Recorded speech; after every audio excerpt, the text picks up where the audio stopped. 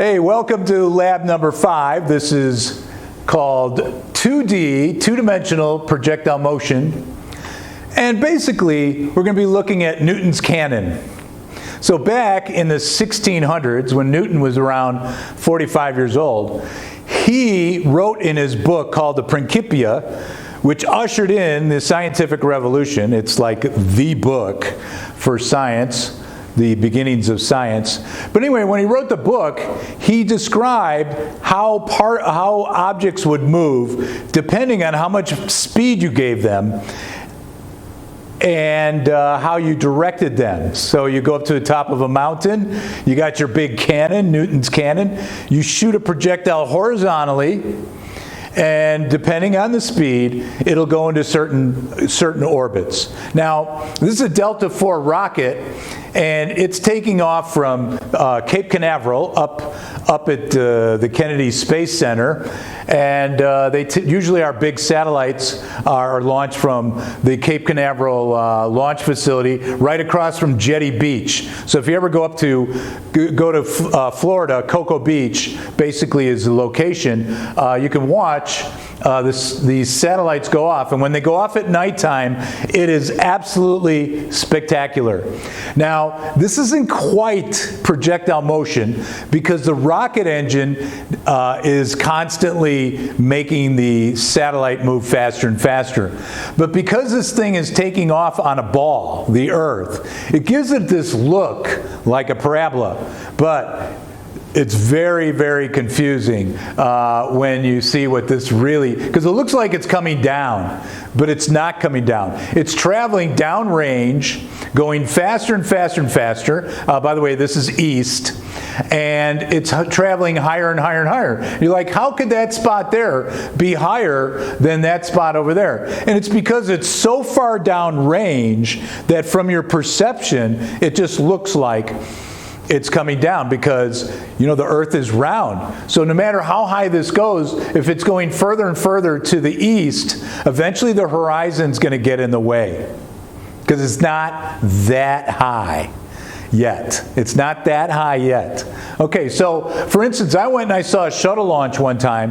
It went up 8 minutes, came all the way down, and just cleared the horizon, and over the speaker they said, we got MECO, and MECO means main engine cutoff, which means it was in outer space. And it was over the east coast of Africa in Ethiopia. It's amazing. All right, so Newton's cannon, by the way, it gets launched, the cannonball gets launched at a fixed speed at t equals 0.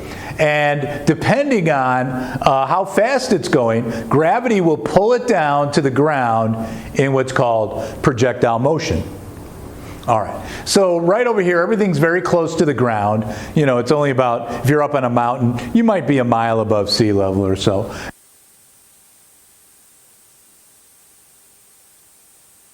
The projectile would actually orbit the whole Earth in an elliptical path with the sun at one focus. Okay, now you shoot it out faster and you see it's a bigger ellipse. You can see the focus now is much further away from the apex of the ellipse over here, and off it comes. And if you shoot it just right, then it'll go into circular motion, which means that by the time it gets to the horizon, it's traveled so far downrange that it's still the same distance above the ground. Right there. You can see it's right there. And if I put my horizon over there, you see it's right there. So it's always the same place above the horizon at some particular point on the Earth. Now, if you shoot it even faster, it'll again go into an elliptical orbit, a much bigger elliptical orbit. Remember, here's the Earth at one focus. If you actually shoot it what's called the escape velocity of the Earth, which is about 7 miles per second, it will not return to Earth. It will go off to infinity, and when it gets there, its speed will, so it'll keep slowing down, slowing down, slowing down. And infinity for Earth is in a very massive object, so it's not too far away. All right. And then over here, if you shoot it super fast, more than 7 miles per second, it'll go into what's called a hyperbolic orbit. That means when it gets to infinity, it'll still be moving. Okay. Anyway, that's picture Newton right there. This picture was at Caltech. And in one night, somebody came into the room where it was and stole it. And we've never gotten it back. Okay, so keep your eyes open for this painting right here. But anyway, it was all figured out by a 23-year-old physicist named Newton. He didn't write it up until he was in his 40s, though. He's very bashful about telling people about his discoveries. Finally, somebody convinced him, you need to write this stuff down. All right. Anyway, this is what we're going to be looking at in the lab. Very similar situation. We got our little Newton's cannon right here. The ball will be shot out. This is what the ball looks like right here. It's a little 1-inch yellow ball, so you'll be able to videotape it, record it with your phone, and it'll show up very nicely. You're going to shoot that thing at a certain speed and a certain angle like that. It'll go up into the air, stop rising, and then it'll fall back down to the earth. Now, if you take that initial velocity vector right here, v0, and you break it up into x and y coordinates, this is the v0 x. There should be a little naught here.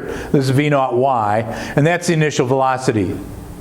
Now, in the x direction, the velocity is constant because there's no forces acting in the x direction. So if I take this ball right here, I can demonstrate that for you. I'm going to walk. You see, when I walk with it, I'm going like, 3 miles an hour when I walk. And what I'm going to do, it's traveling with me, so I'm going to throw it up in the air like this, and you'll see it'll come right back down to where I am. So in the x direction, the speed is nice and constant. And that makes the equation in the x direction very, very simple to solve. Okay? So that's that right there. So anyway, these are the 3 equations we're going to be looking at. This is the total time that it's in the air for, and that's how it's related. Twice the initial velocity over g. And this is the greatest distance it travels down the x-axis when it returns to the same level it was shot out. And that's called the range. So that's the range equation. A little more complicated. And then up here is the height when it gets up here. So when it's up here, the range is half the distance. By the way, as you can see, the parabola is perfectly symmetric. So as it goes up, it takes so long, and when it comes down, it takes just as long. And that total time is called the time of flight. That's big T. So you see over here big T, this is half big T, this is T equals 0. This is the height, h, and it occurs when the range is half its range. And then over here, the range occurs when y equals 0, and t, the time, is the time of flight. All right? And how do you calculate those things? Well, use your equations of motion. So you can see in the x direction, v0 is constant. Now remember, v0 x is equal to v0 cosine theta naught. All right? And you plug that in the equation. Now x naught 0, keep it simple. X naught is 0.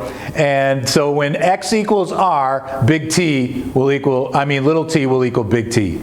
So when it gets down here, it'll be at t. Now when it gets up to the top up there, that's t over 2. So this would be r over 2 when it gets to the top up there. Now in the y direction, gravity is constant, and so the velocity is increasing or decreasing depending on if it's going up against gravity or coming down with gravity.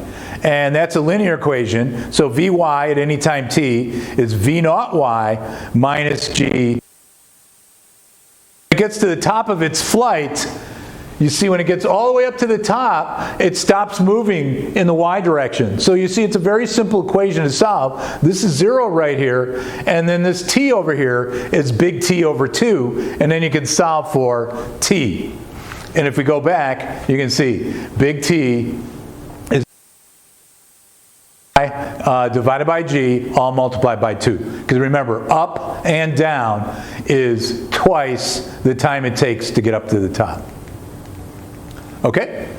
So this equation right here gives you the time that it takes to get to the top and the time it gets to go full range and come back to the ground. So if you go to the x equation, you could plug in the t and then solve for the range, and that'll give you that nasty equation right there.